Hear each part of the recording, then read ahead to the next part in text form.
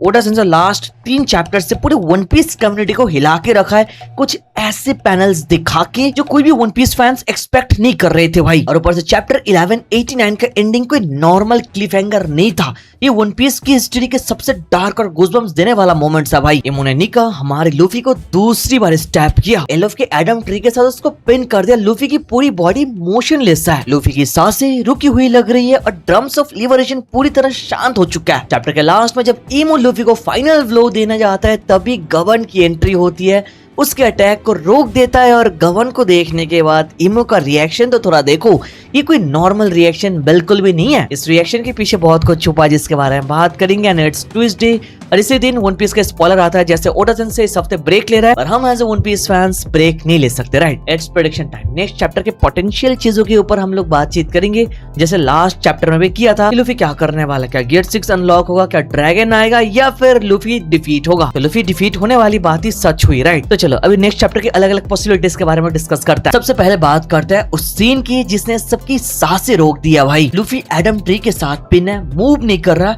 ये कायदे वाली सिचुएशन बिल्कुल भी नहीं है भाई, जहाँ हमें पता था कि लूफी वापस आएगा। इमो वॉइड सेंचुरी का रूलर है, राइट। उसने ओरिजिनल जॉय बॉय को हरा के रखा है, बस ओरिजिनल जॉय बॉय नहीं, एंटायर वन पीस वर्ड्स को अकेले हरा के रखा है। तो उसे अच्छी तरह से पता है कि निगा को परमानेंट कैसे खत्म करना है। मेरे भाइयों यहाँ दो बहुत बड़े इंटेंस सिनेरियो बन रहा है। पहले ये है कि लूफी शायद यहाँ पर एक टेम्पररी नॉकआउट में है। हमको पता है गियर 5 वैसे भी लूफी की लाइफ फोर्स को बहुत ही ज्यादा ड्रेन करता है और इमो के डायरेक्ट डार्क हाकी अटैक्स ने लूफी का स्टेमिना कंप्लीटली जीरो कर दिया है। लूफी का दिल रुक चुका है, लेकिन मेरे भाइयों शायद वानो की तरह लूफी के अंदर एक लास्ट स्पार्क बच जाओ। ये तो फर्स्ट सिनेरियो है कि लूफी का स्पार्क शायद बचा है। जो दूसरा सिनेरियो है ये बहुत ही ज्यादा डार्क एंड सीरियस है। क्या होगा अगर लूफी वाकई में इस बैटल से पूरी तरह से आउट हो चुका हो। अगर लूफी सच्ची में आगे फाइट नहीं कर सकता है तो बस थोड़ा सोच के देखो, जो एल्बफ में चल रहा है इमो का डोमिनेंस, ये एल्फ के बच्चे, एल्फ के जायंट्स, इनके कल्चर को प्रोटेक्ट करने के लिए अब इसका बर्डन कौन ले सकता है। स्कूपर गवन, जायंट वॉरियर्स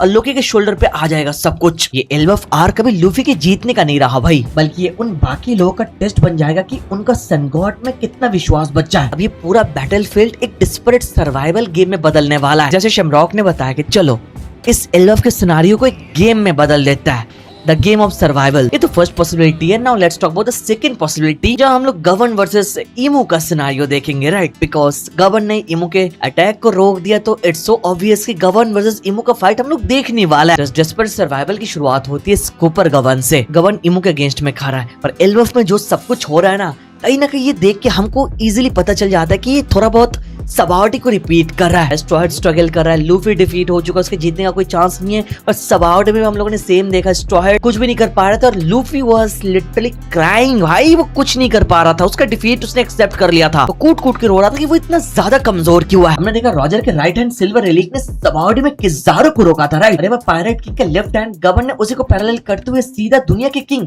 इमो के फाइनल ब्लो को रोक दिया लूफी को बचाने के लिए। मेरे भाइयों ये कोई छोटी बात बिल्कुल भी नहीं है। गवन जब यहाँ पर आया वो सोच ही आया कि यहाँ पर उसकी मौत हो सकती है। गवन अपने कैप्टन गोल्डी रॉजर की विल को कैरी करते हुए उस डी के डेस्टिनी को बचाने के लिए आया। गवन के पास डेफिनेटली सुप्रीम किंग हाकी है, यानी कॉन्क्यूरर्स हाकी का हाईएस्ट लेवल, मतलब पिक वाला सिनेरियो गवन का देखेंगे। एंड गवन इज द ओनली वन जिसने अभी तक गॉड्स नाइट को परमानेंटली काट के रखा है, डैमेज किया है। I am talking about Somers के ऊपर जो अटैक गवन ने किया था, राइट। तो गवन के पास वो पावर है, गवन के पास वो हाकी है जिससे इमो को वो परमानेंट डैमेज कर सकता है। बिकॉज उसने गॉड्स नाइट के ऊपर ऑलरेडी अटैक यूज करके रखा है, हाकी यूज किया, जिससे सॉमर्स ने स्ट्रगल किया, उसको रिजनरेट करने में बहुत ही ज्यादा टाइम लगा। पता है कुछ लोग बताएंगे गवन को तो कुछ चैप्टर्स पहले गानकू ने डिफीट किया, पर मेरे भाइयों याद करूं गानकू ने डिफीट कैसे किया। गानकू ने लिटरली गवन के बेटे को किडनैप करके उसको बोला सरेंडर करने के लिए, अटैक ना करने के लिए। तो आगे गवन अपने आप को रोक देता है बिकॉज उसके लिए उसका बेटा इंपॉर्टेंट था। फिर जाके गानकू ने गवन को अटैक किया था। गवन नहीं तो कब को गानकू को 3 हिस्सों में डिवाइड कर देता। और अभी गवन नहीं रुकने वाला है, वो अपने बेटे को सैक्रिफाइस कर देगा लूफी को बचाने के लिए, बिकॉज उसको पता है लूफी इज एक्चुअली हिम। उसके बारे में रॉजर ने बोला ही इज द वन जिसका जिंदा रहना जरूरी है, जो इमो को डिफीट करेगा, जिसके लिए गवन इतने टाइम से एल्फ में वेट कर रहा था और जिसका टेस्ट गवन ने खुद लिया।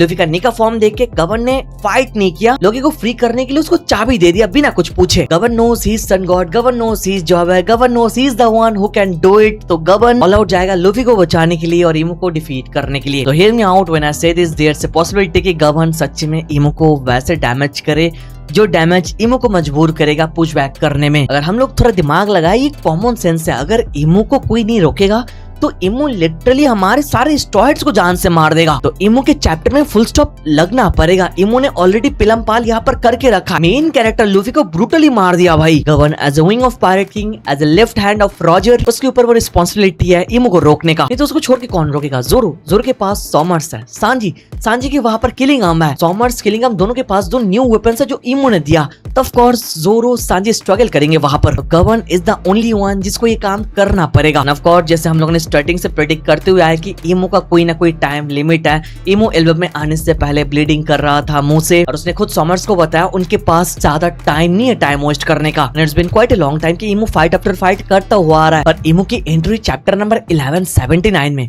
और अभी करेंटली चैप्टर 1189 चल रहा है मेरे भाई। 10 चैप्टर से इमो डोमिनेंस दिखा रहा है। और कितना भाई, ऐसा हो सकता है इमो अपना टाइम लिमिट हिट कर ले और उसको पुश बैक करना पड़े गवन का अटैक लेने के बाद। जब गवन और इमो आमने सामने आएंगे तो ये सिर्फ दो स्ट्रॉन्ग लोगों की फाइट नहीं होगी भाई, ये क्लैश ऑफ एरास होगा। हमको पता है गवन लफटेल तक गया, वो हिस्ट्री का सच जानता है भाई, वो इमो का सच जानता है, वो जॉय का सच जानता है। He knows everything bro. For that reason इमो का रिएक्शन हमने देखा। गवन को देखने के बाद वो कैसे रिएक्ट किया। हमको लग रहा है नेक्स्ट चैप्टर का सबसे बड़ा सिनेरियो होगा गवन वर्सेस इमो का फाइट, बट नहीं, गवन वर्सेस इमो जब आमने सामने आएंगे, बेस्ट थिंग वुड बी जब वो लोग डायलॉग एक्सचेंज करेंगे मेरे भाइयों। उनकी बातचीत और उनके डायलॉग एक्सचेंज से हमारे सामने सबसे बड़ा लोड ड्रॉप होगा। वेगापंक ने बताया बस गोल्डी रॉजर के क्रू को दुनिया के सच के बारे में पता है, एवरीथिंग अबाउट हिस्ट्री, बट उन लोगों ने बिना कुछ बोले क्विट कर दिया। और हमको पता है रॉजर पायरेट्स ने आज तक इमो को देखा नहीं, पर रॉजर पायरेट्स से गवन इमो को देख रहा है, उसका सामना कर रहा है। तो उनके कन्वर्सेशन के बीच में वॉइड सेंचुरी की चीजें तुम एक्सपेक्ट कर सकते हो 100%। पास्ट के कुछ धमाकेदार सिनेरियो रिवील हो सकता है मेरे भाइयों। स्टार्टिंग में पॉसिबली जैसे बताया कि गवन इमो को पुश बैक कर सकता है अपने हकी अटैक यूज करके, बट अगेन हमको याद रखना पड़ेगा गवन की उम्र हो चुकी है और उसके सामने फाइनल विलेन इमो खड़ा है। तो सीन पॉजिटिव ना होके नेगेटिव भी जा सकता है। हमने देखा रॉजर का राइट हैंड रेलिक जब ब्लैक बियर्ड को फेस करता है, ब्लैक बियर्ड रेलिक से डर के भाग जाता है, पर रेलिक मनी मन बताता है रेलिक की उम्र हो चुकी है, अगर यहाँ पर ब्लैक बियर्ड सच्ची में फाइट करता तो रेलिक हार जाता। बट रेलिक का जैसे रिपुटेशन बहुत ज्यादा है इसलिए ब्लैक बियर्ड डर गया था। तो रेलिक गवन इक्वल है और गवन की भी उम्र हो चुकी है, और यहाँ पर गवन के सामने ब्लैक बियर्ड नहीं मेरे भाई, फाइनल विलन इमो खड़ा है। तो अगर बाय एनी चांस इमो का टाइम लिमिट ना आए तो यहाँ पर गवन डिफीट के थ्रू भी जा सकता है। गवन के डिफीट होने का मतलब हम लोग एक सर्टेन डेथ भी बोल सकता है। इन ओपिनियन मरीन फोर्ड के बाद से अभी तक ना मेजर कैरेक्टर का डेथ हम लोगों ने देखा नहीं। मरीन फोर्ड में व्हाइट बियर्ड, एक कगरा कैरेक्टर और एस जो लूफी का भाई, इन दोनों का डेथ ही देखा है। और ऑडियंस ने ऑलरेडी बता के रखा है कि भाई फाइनल सागा में वो उम्मीद कर रहा है कोई इंपॉर्टेंट मैसिव कैरेक्टर नहीं मरेंगे। इशारा पहले ही मिल चुका है। तो अगर गवन के साथ कुछ हो जाए तो सरप्राइज बिल्कुल भी मत होना, बिकॉज इमो अगर मेन कैरेक्टर है, सन गॉड का हाल ऐसा कर सकता है तो भाई गवन क्या ही चीज है। और चांसेस ज्यादा है कि इमो का टाइम लिमिट आ जाए, और यहाँ पर ये भी हो सकता है कि लोकी इस फाइट को दोबारा ज्वाइन कर सकता है, बिकॉज अभी तक कंप्लीटली डाउन हुआ नहीं लूफी की तरह। फॉर एग्जाम्पल अगर गवन भी सच्ची में इमो से डिफीट हो जाए तो भाई सिनेरियो और भी मुश्किल होने वाला है, बिकॉज गवन को डिफीट करके इमो लूफी के ऊपर फाइनल ब्लो दोबारा देने जाएगा तो लूफी को कौन प्रोटेक्ट करेगा? बहुत ही मुश्किल है बताना, बिकॉज गवन डिफीट होने के बाद किसी और का स्टैंड होना इज रियली टफ, बिकॉज लोकी भी ऑलरेडी इंजूर्ड है, उसको 4-5 बार पियर्स करके रखा है। एक बार गवन डिफीट हो जाए तो इट्स सो ओवर मेरे भाई। तो इसीलिए मुझे लगता है गवन के डिफीट होने का चांस बहुत ही कम है। हाँ है, मैं नहीं बता रहा कि नहीं है बट बहुत कम है, इसलिए बिकॉज गवन अगर सच्ची में डिफीट हो जाएगा देन इट्स द एंड भाई। तो लूफी लोकी डिफीटेड, गवन डिफीटेड, फिर वहां पर जोरो सांजी स्ट्रगल ऑलरेडी कर रहा है। अगर जोरो सांजी वो बैटल समझ लो जीत भी गए कोई पावर वगैरह अनलॉक करके, बट इमो को अगेंस्ट नहीं टिक पाएंगे। तो हमारे सामने आउटकम बेसिकली लास्ट में ये आता है, अगर गवन इमो को रोक ले, लाइक इमो अपना टाइमर हिट कर देगा, यहाँ से चला जाएगा, सब कुछ बैक टू नॉर्मल होगा। अगर गवन रोक ना पाए तो इट्स मैसेकर भाई, है ना। फिर तो बस हमको बचाने के लिए कोई ना कोई एक आउटसाइड ग्रुप को एल्बफ में आना पड़ेगा, एक सडन एंट्री जो सबको सरप्राइज कर देगा और जो आके फाइनली हम सबको यहाँ से बचाएगा।